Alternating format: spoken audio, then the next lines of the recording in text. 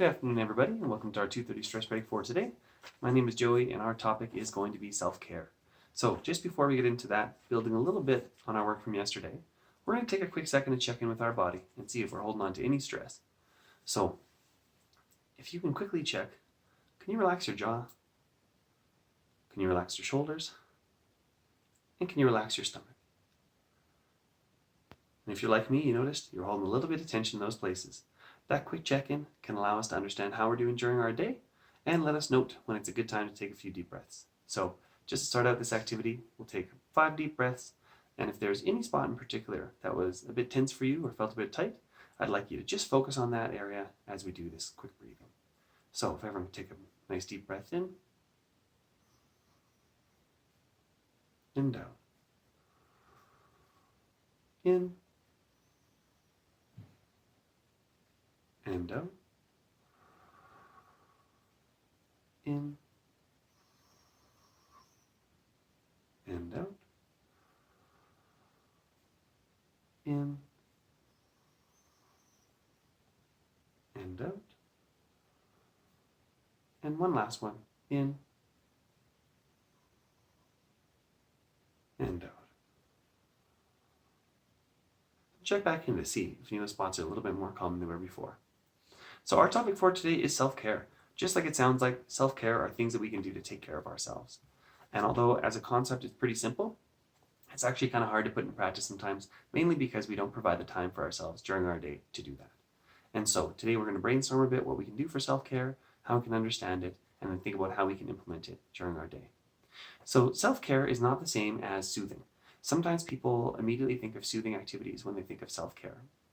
So when you get home after a long day of work, or because we're in quarantine, we're already at home, after a long day of work, and you grab a chocolate bar. If you eat that chocolate bar and you're able to enjoy it, be present, it's nice, that would count as self-care. But if you get off work, you race to the cabinet, grab open a chocolate, and just shove it all in right away, right? And not even really breathing or thinking about it, or down that glass of wine rather than sipping it. That's where we get into things being more self-soothing than self-care.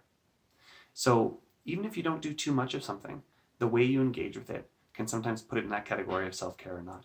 Now, there are times where we just need to soothe ourselves, but when we're talking about self-care, we're really thinking about intentionally choosing, okay, this is what I'm going to do in this moment for myself to help myself feel better and do it in a healthy way. The trick with self-care is that you want it to feel good in the moment when you're doing it, but also for it to feel good the next day. So really that we're doing things in a balanced way. My example when I present to kids is usually about ice cream, and I think it's still a pretty good example for us as adults. You have a little bit of ice cream, you feel great. When you have it, you feel good the next day. But if you eat a massive amount of ice cream, right, banking on the agency we have as adults to make our own choices, and you fill up on ice cream, you feel probably pretty great when it happens, quick little uptick, and then maybe not so great in an hour or two. The next morning, you're going to feel awful, right?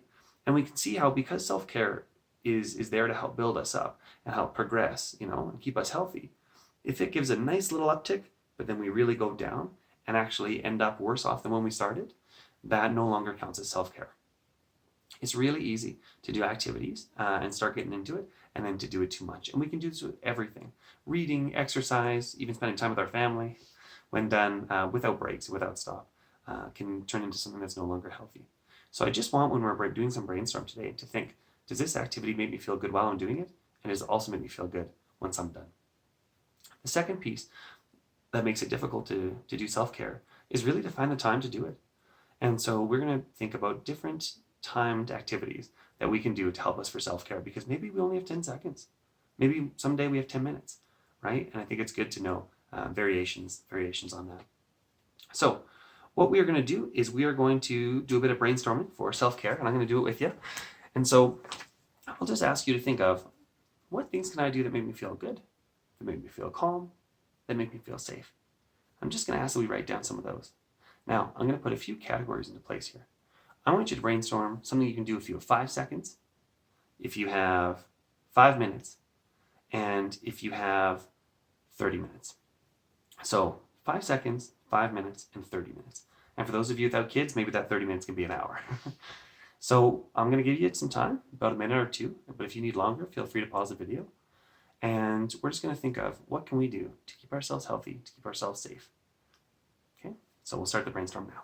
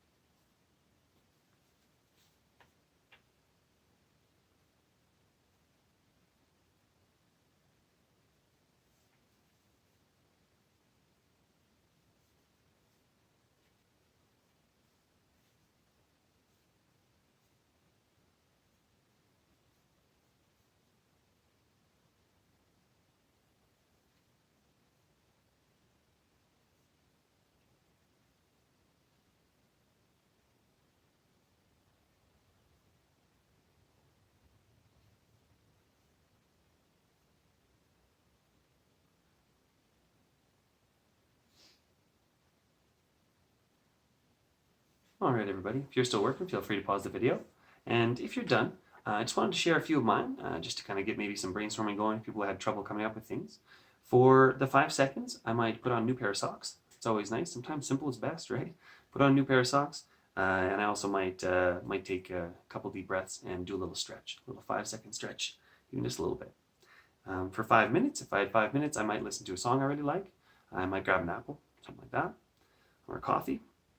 And if I had 30 minutes or an hour, I might work out or I might play music. So that's kind of that for me. But I hope you're able to figure out some stuff for you. A few tips on putting self-care into our day. One is it's okay to put in boundaries, especially now that for most of us we're at home and we have familial responsibilities mixed in with work. There's not really a separation of this stuff as there used to be. So you might find yourself being committed both to work and to your family in a way that you haven't before, and in a way that it's a bit hard to put in boundaries. It's always okay for us to take time for ourselves.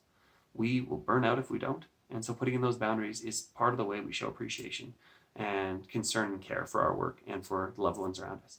Putting in the boundary is your way of being able to be consistent and be able to be there for the people around you over the long term. So feel free to put in those boundaries. They are very important. Even if it's just 10 minutes, right? Or 10 seconds. Another thing is, like everything we do, having a friend or a coworker who's kind of your, my friend calls it accountability buddy, is a good way to go about it. So if you know that somebody else has been watching this video, if you're interested in doing some self-care stuff with them, just sending each other an email each day saying, hey, we're able to do something for self-care, can be helpful. And the final thing I wanted to add about self-care is a concept called ego depletion.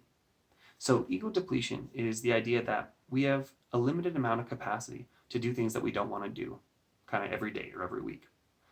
And so for many of us, with the changes that have happened through COVID-19, we might find that our ego is depleted, that we're experiencing ego depletion sooner than we otherwise would have. That at the end of our workday, because there's been so much to adapt to, there's been so many new things, that we'll feel really tapped out and that we just don't want to do the dishes, or make food or whatever it is. And so just be aware that now more than ever, we might be experiencing ego depletion a bit sooner. And so we might have less energy for things than we otherwise would. By practicing self-care, we're allowing ourselves to do something that's enjoyable, that's healthy. And so we're going to be actually kind of upping that capacity for ego depletion in such a way that we're feeding ourselves, right? And so we need to be aware of what are we giving, but what are we also taking in that's healthy. And so self-care is one of those things that we can take in to make sure we're living in a balanced way. So those are kind of some tips for self-care. I think the most important thing is to just take that little bit of time. So you did a good thing by watching this video today. If you want to, that can count as your self-care for today. And I think that by using what we've brainstormed and about implementing these things, it'll help us stay healthy and stay happy coming into the future here. So I appreciate you watching the video today. I hope you got something from it. And please join me again at 2:30 tomorrow, and we'll go for our next stress break. Thanks very much, everybody.